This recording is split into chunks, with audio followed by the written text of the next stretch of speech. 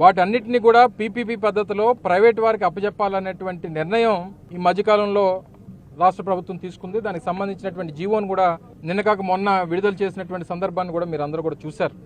26 జిల్లాల్లో కూడా 26 మెడికల్ కాలేజీలు ఉండాలి. అప్పటికే రాష్ట్ర ప్రభుత్వంలో ఉన్నటువంటి కేవలం 11 మాత్రమే ఉన్నాయి.